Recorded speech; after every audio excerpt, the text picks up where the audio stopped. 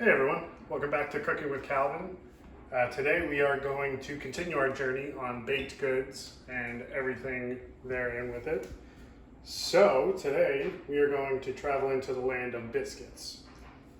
So as we've learned from our other lessons before this, the importance of ice cold water, frozen butter, we're going to be kind of incorporating that same methods in with this. So the reasoning behind that being that the butter is not going to melt into all the dry ingredients. It's going to slowly release into different aspects of it as it's cooking. So you'll get these little bits of butter that you actually bite into. And that slow incorporation is exactly what we want. The ice cold water is working towards the same goal of not having all our wet ingredients kind of just go all over the place. So what we have here, we have 2 cups of flour. I have 3/4 of a cup of water, which I then stuck ice cubes into just so we can maintain that coldest temperature that possible. Butter, we cubed up, and we want to take it cubed up in a bowl and actually throw it into the freezer so that once it's time to work with it, it's frozen and nice and solid. And then over here, we have 1 tablespoon of baking powder, not to be confused with baking soda. We have 1/2 teaspoon of kosher salt. We have about 1/4 pound of Colby Jack cheese just for flavoring. And then our wild card of the day is going to be 1 tablespoon of coconut oil. It's not going to make it taste like coconut, but it's going to make the flavors contrast with each other in a way that you can't really get without it. So that's our oven preheating, which we want at 410 degrees Fahrenheit. So what we're gonna do, as we always do with the dry ingredients, we take our flour, kind of sift it around. Just do this with a fork. You can do it with a whisk as well. So we want to start off all our dry ingredients together. So that's the salt, that's the baking powder, not to be confused with baking soda. Right now we're incorporating all of these dry ingredients together and at the same time incorporating air into it. And once that is all together, create a little pocket on the inside. So as we have the butter into here, this is also where we want to incorporate our coconut oil. Get all that into there. Just kind of press down on the butter. If you want to do this with your hands, that's fine too. If you have a dough cutter tool, now is the time to use it. This process is called cutting the butter into the flour. So you're just pressing it down, getting it incorporated all throughout. You don't want to go crazy. You just want to see the butter reduced down to about pea-sized. Kind of work it around, chunk like this. That'll be a little bit too big. Now, since you're working with the coldest ingredients that you can get, time is kind of the essence right now. So you want to move as fast as possible without throwing everything everywhere. Obviously, if you cut the butter a little bit more fine, then that makes your job a little bit easier.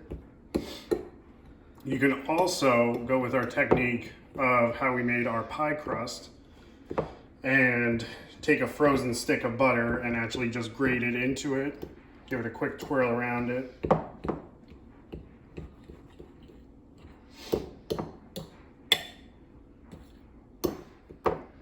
Now that we have this all worked in the way that we want, you can have some bigger pieces into there, but for the most part, try to get as uniform as possible.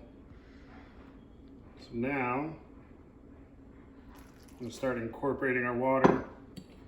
Now we don't want to go all the water right away. Little by little.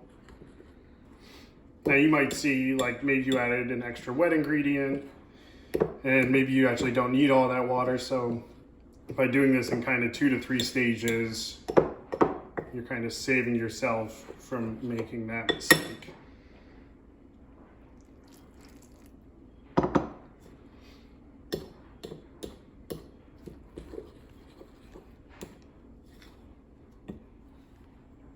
So now just incorporating and scraping down the sides of the bowl. You see it's starting to come together, but we still have some loose bits. I'm just gonna add the rest of this.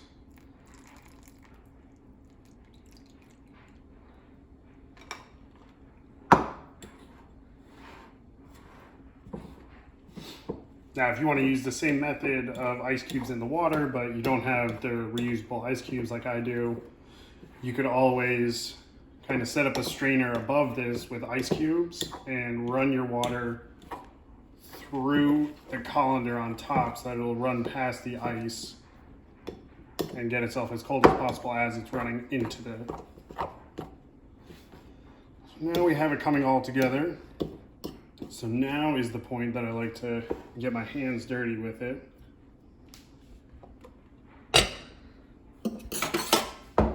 Now we want to take this little bit of extra flour that we had off to the side and get it right onto our countertop. That way we're not sticking to anything.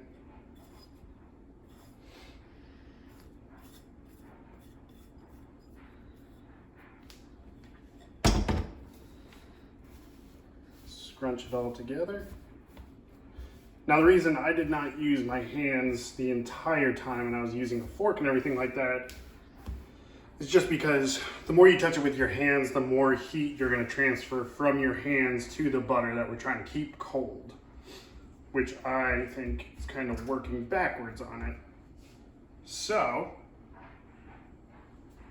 work with it as little as possible. This is the stage where we start to get flavoring into there. Now, if you have some extra herbs lying around that you want to throw into there, by all means, cut it up. Get it incorporated. Here's where we're going to start making the layers. So we want to form it like this. Take the back end, put it towards you, and you're taking your palm and just rolling it forward. Just keep turning it, holding it towards you, pressing it forward. Just kneading it all together. You're also creating, now anytime that you've ever had a biscuit or say a croissant or anything like that, all of those layers that you see on it is because they were physically put there by somebody. Just keep rolling it out and making the different layers for it. Now we want to get a little bit more flour on top. Flour down on a rolling pin. Go from the center out. Bring it back.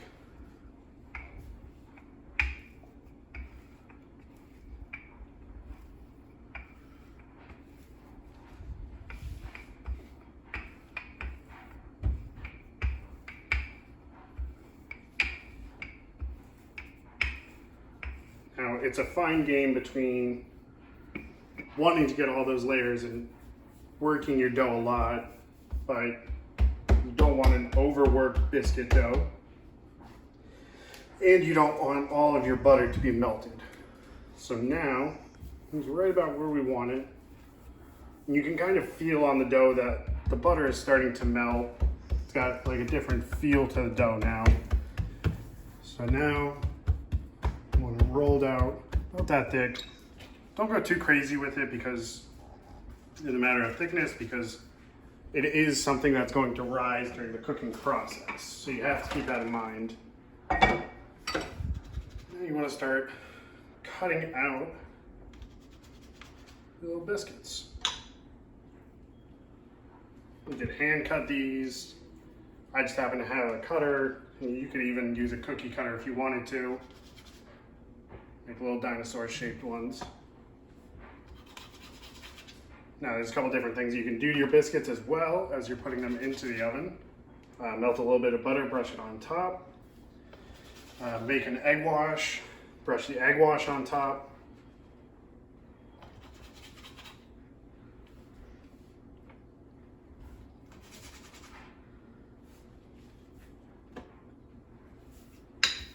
Last little bit here. And push it back together. And just keep in your mind too, just keep working fast. Now, if you had to as well, and you didn't work fast enough and you feel like your biscuits are kind of falling down or not as cold as they should be, you know, cut them out like this, put them onto the sheet tray, put them in your refrigerator, and just kind of let them cool down and restructure itself in the fridge before you throw it into the oven. And that'll kind of keep it safe from melting away.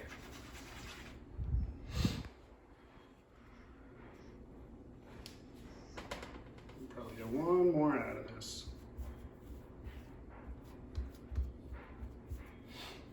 That one will be our giant test one. All right, now we're gonna pop these into the oven. I'm not gonna do the egg wash. I'm not gonna do the melted butter on top of it. I'm gonna wait to put the butter on it once it's out of the oven. So we have our oven 410 degrees Fahrenheit. We're gonna pop these into the top rack. About 20 minutes is what we're shooting for, but keep a close eye on it. You know, some of them are smaller than the others. So we might have to take the bigger one and put it onto a different cooking surface because these will all be cooked. But keep an eye on it, check it after 10 minutes, check it after 15 minutes. Yeah, just keep a close eye on it. All right, here we are, 21 minutes later. So we actually can see that our big one here kind of morphed out to the sides. So it cooked at the same amount of time as the other ones. It's just slightly bigger.